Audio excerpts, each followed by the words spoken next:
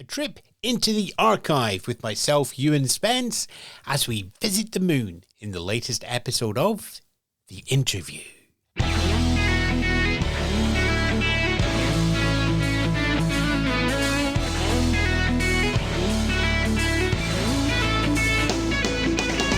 Yes, good afternoon, good morning, good evening, wherever you are. Welcome to The Interview. Over 2 decades of podcasting, I've interviewed countless people, all with their own stories to tell. This series is a chance to revisit some of those interviews and give them a new home where everyone can listen. So today, let's go back to South by Southwest in 2015 and the premiere of the film Last Man on the Moon. I sat down with director Mark Craig and the titular Last Man on the Moon himself, the commander of Apollo 17, Gene Cernan.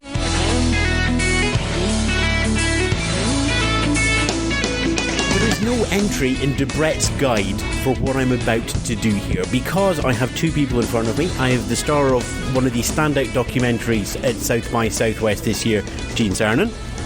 Gene Cernan. And I also have the director of that feature, Mark Craig, with me as well. Hi, good to meet you. Now, Mark, it's a wonderful film.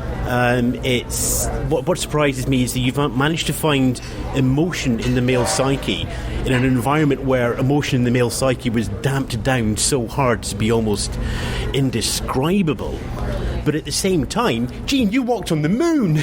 Well, I walked on a moon, and, you know, the purpose of walking on a moon was not to make a film, and who knows we'd ever come this far, but Mark and I go back a long way now, and he's put a team together with Mark Stewart and a few other people. But the story about how this film came to be, it could be a movie of its own, because I first met Mark 7 years ago in the UK, right? The UK came up to me and you know interviewed me, and he read my book. And he obviously knew what he was talking about. He was very passionate about my book. And during that interview, he said, kids 25 years from now have to know all about you and your story is how you got to the moon from a little kid with a dream to the surface of another, quote, if you allow me, planet in this universe. And I said, thanks, but I've already bought my oil wells in the middle of nowhere. You know, you hear that once in a while from people. And he was telling me something I didn't listen to right away, that he's saying it's your story that has to be told. And my answer to him was, who wants to make a movie about me? Who's going to be interested in it? And what he said but didn't say, and maybe didn't have the heart to say, was, Gene, it's not about you. I want to tell the story. And then... I love the way he's brought you back into it, Mark. Apollo, Gemini, Mercury before it, Aztec after it, and all of that was a huge team effort. And Gene, you're at the top of the rocket with your colleagues, and you were on everybody's shoulders. And I suppose what I loved about the film was it did capture that sense of teamwork all the way through, even though there was competitiveness, even though there was male pride, even though there was death. Very much so, and you talked about emotion earlier on. I'd seen all those TV documentaries and films about space and going to the moon. I knew all about the science of it and the technology and the endeavour and the wonder of it all.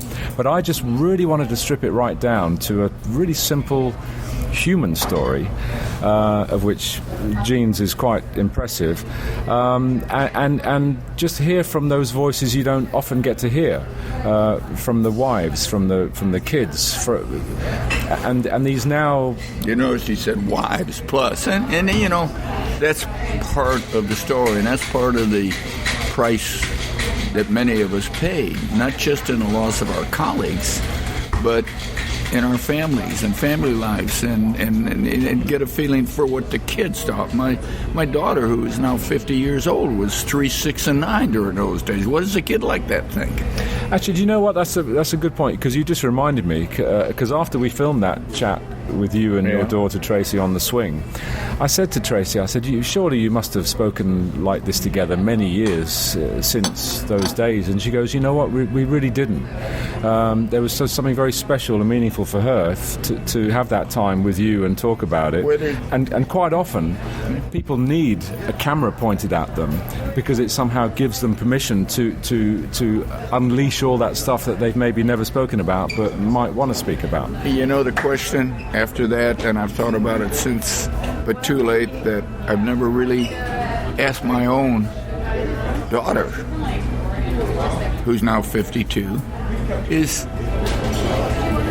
and I don't know the answer to this, that I really need to talk to her. As a 9-year-old, 3 is too young to know and care. 6 is old enough to be aware, but too busy to worry about it. 9, very much a part of her day. He's going to the moon. You know, it wasn't just Daddy's going to work this day. I want to know what Tracy was really thinking when I was on my way to the moon and I was on the moon. I know she was elated, but was she scared? Was she concerned?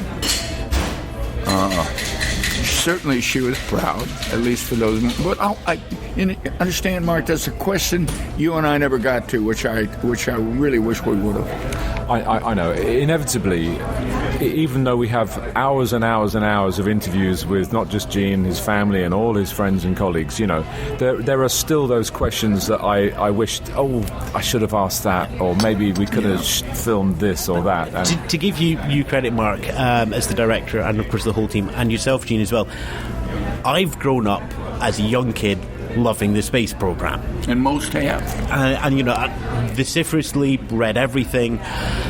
But there were a couple of things that struck me about this film that I really want to get over. The first one is, yes, it's procedural. You know, you're going through an almost historical line, so there's that standard structure that you see in very many documentaries. But this was the first one that I actually felt that I heard the astronaut's emotions. And all the other documentaries, it's with the right stuff. I've tried A, I've tried B, I've tried C, to quote Tom Wolfe. But this is the first time that I've really seen any of the astronauts from that period open up and be so vulnerable on the screen, Gene. And I think that speaks to your strength, because you couldn't show that back in the 60s and 70s. And you know, way back when, we were too macho. You know, too macho to talk about the fact that, like Al Bean did, said, you know, we expected to lose somebody on the way to the moon. Well, we did lose them, unfortunately, but before they ever got off the ground. But I think a testimonial to the people who made it possible is the fact that everyone who went to the moon came home, including Apollo 13. And to be honest with you, we never talked about it, even to each other. And I certainly wasn't going to admit it to you or anybody else, but we just weren't sure ourselves. And you get older and you're willing to share some of those feelings and thoughts that you were, as I said, too macho to even share with your buddies that you were flying to the moon with. And I think Mark dug up a letter that really interested me.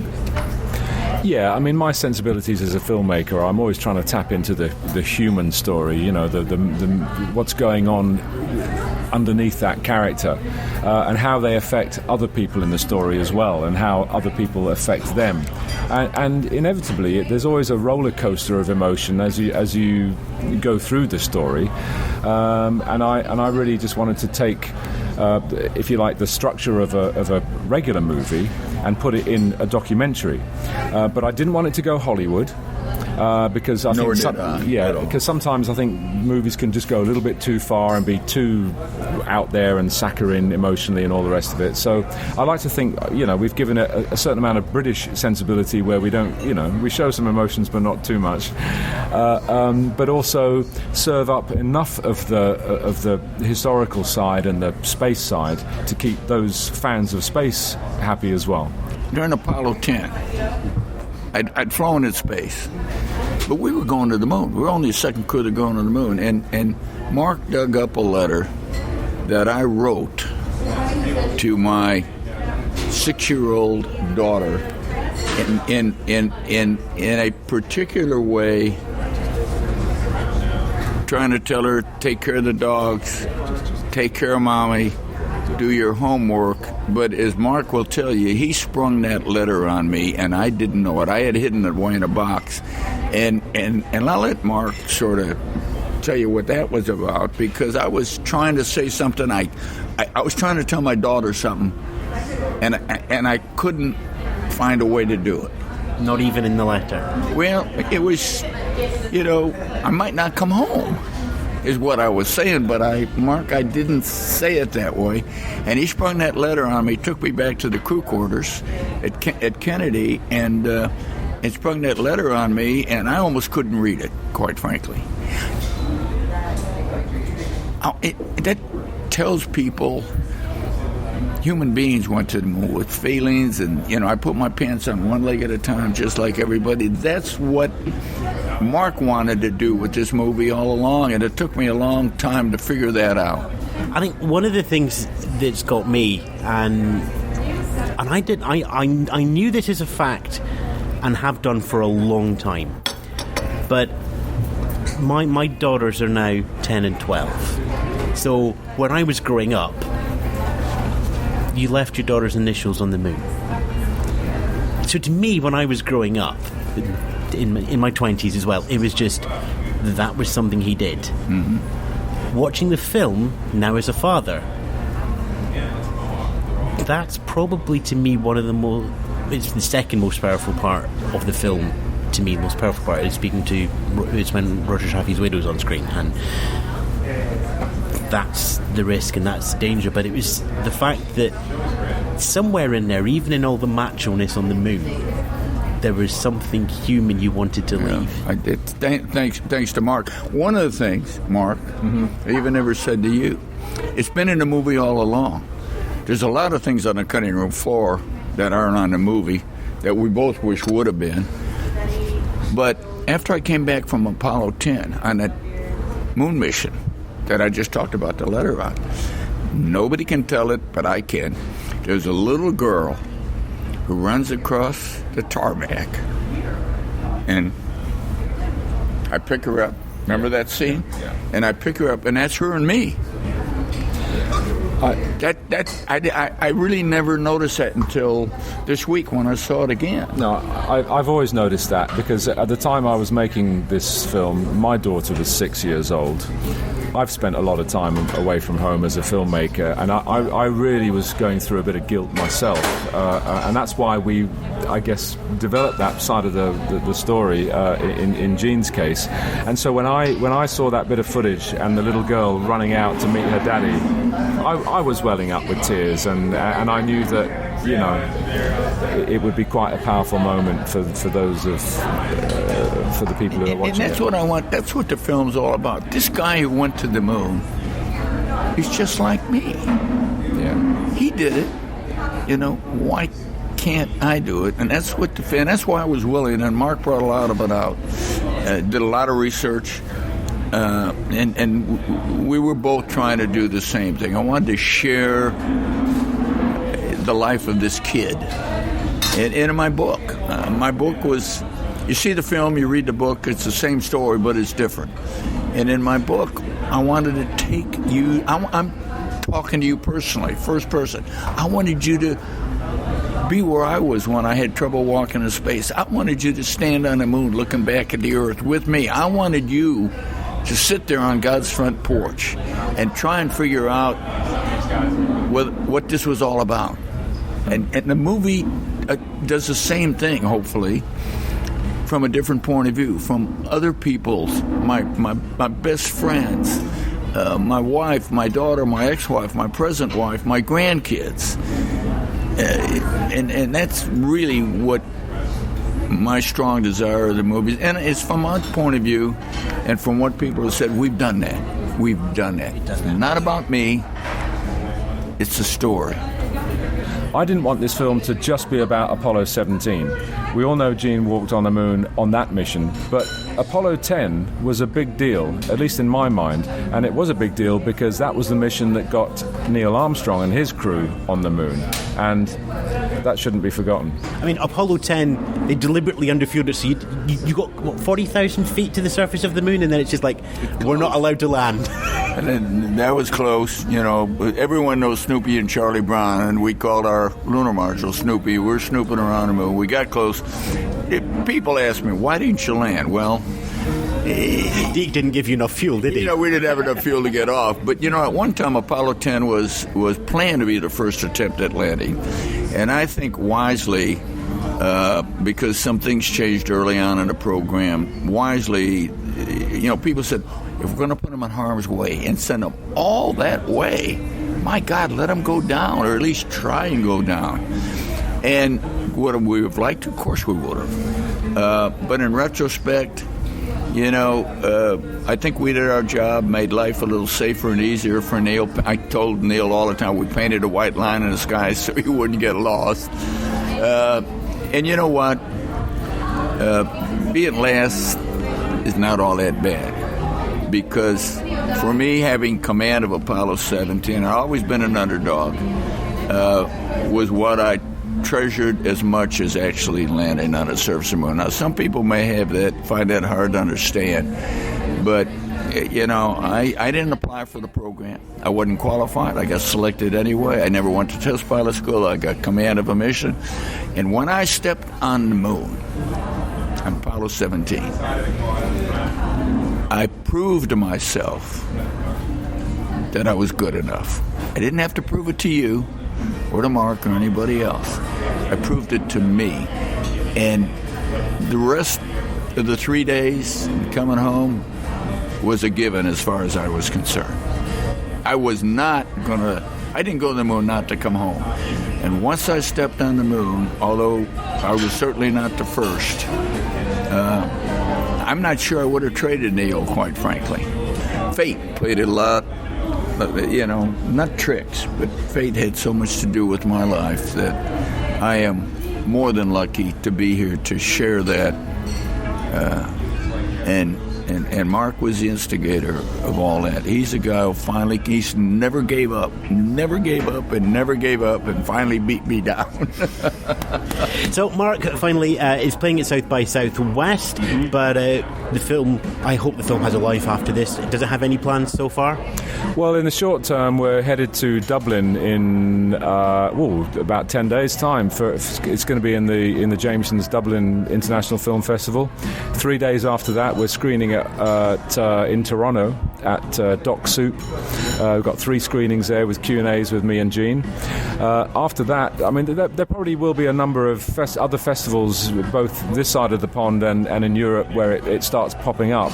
But we're here to do business, and we're waiting to see what happens in terms of the distribution deal, and of course we want it out there, and hopefully it will be very soon this year.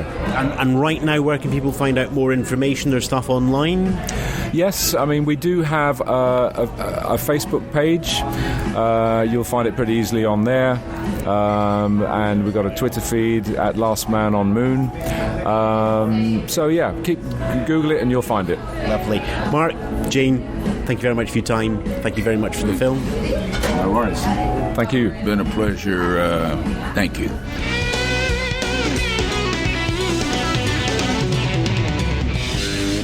The late Gene Cernan there, still the last man on the moon, and director Mark Craig from the film Last Man on the Moon. It's currently on Amazon Prime here in the United Kingdom. Other streaming services are available, so do check listings for details. This series is a chance for me to bring back some of the interviews out of my archive and bring them to you. Over 2 decades of interesting stories are sitting here on the hard drive next to my desk, and it's going to be a delight to explore that with you over the next weeks and months. Thanks very much for listening. As always, we're online, so link, like, love, share, subscribe, comment, review, etc., etc., etc. And I'll be back very soon with another interview.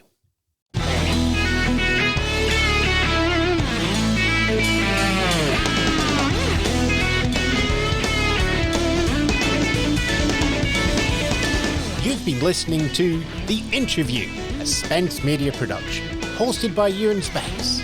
Find out more at ewanspence.co.uk.